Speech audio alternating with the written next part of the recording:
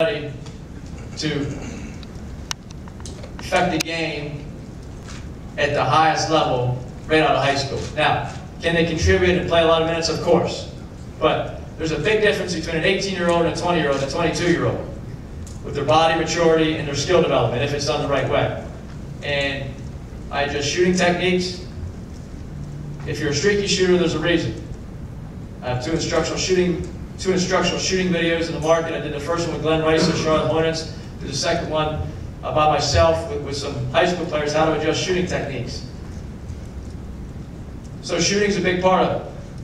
But the ball handling, the finishing, the passing, we throw a lot of lob passes at FGCU. Well, I learned that in the NBA. It's hard to throw a pass to a big guy right here in the chest because they're going to move their hands fast. If it's a hard pass, you can't catch it, you can't finish.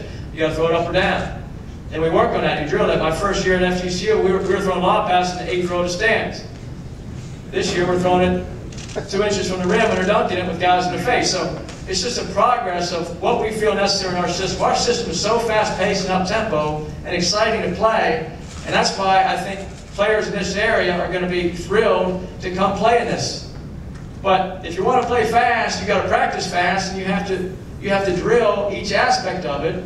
So when you're in transition or in a half court, you're going full speed getting by your guy, and now it's time to step around the big guy and finish with your left hand. You're going to be able to do it, or shoot a floater over a 7-footer. So there's a lot of things that we go into. I'm just giving you a few examples, but it's very specific, and all guys want to be professional basketball players.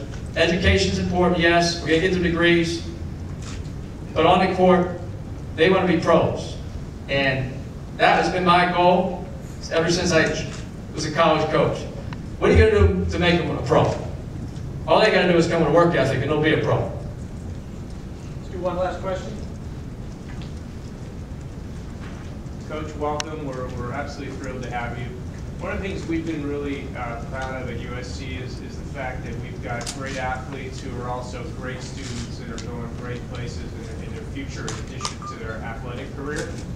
And one of the things I'm really excited about to see you as a Trojan is this great academic background you have as well. How do you kind of deal with that with your players in terms of development, both as students and as athletes? Well, as Pat said, I'm a son of 2 school teachers. I chose my college based on academics. Could have played a lot of places. I chose Johns Hopkins University because it's in the city of Baltimore, and I wanted to get a great education and play college basketball. I'm back to get my MBA in finance, University of Maryland. And I had a great appreciation of the value of education, what it can do for you in the real world and throughout your life. I didn't necessarily understand it as much when I was doing it, but when I was done with it and look back, it's amazing. And the intriguing thing about USC is it's one of the top academic institutions in the world. The alumni base here is astounding. Just the USC alumni have been so successful, and most of them, a lot of them, still live in this area. And it's important for my basketball players to engage not only the student body, but from an educational standpoint, the alumni. I bring speakers into my basketball program.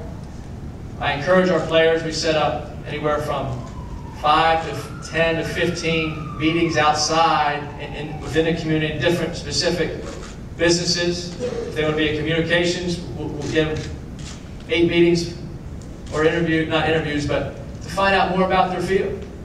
If they want to go into finance, they want to go into to be a teacher. So I think it's important to get a well-rounded college experience. I don't mess around with education. I know what it did for me. I know what it's done for a lot of people. Our kids are going to go to class. We'll give them all the support they need. And when I was a student athlete, and I had an 8 a.m. class, I just talked to my FGCU team about this a few weeks ago. Do you really think I wanted to go to class at 8 a.m.? Do you think I really enjoyed sitting there for an hour and a half until 9:30? No. But you do it because you're committed to success. You're committed to being a student athlete. And we have tutors, we have study hall, we have great academic support here. And I spend a lot of time personally with our players about the value of education, about the value of engaging the student body and the community. And we try to bring the community to us, and we try to go to the community. And that's all part of that real-world educational experience where when they leave here and they're done playing professional basketball, they can come back and be the next USC alumni that's successful living here in Los Angeles. Thank you.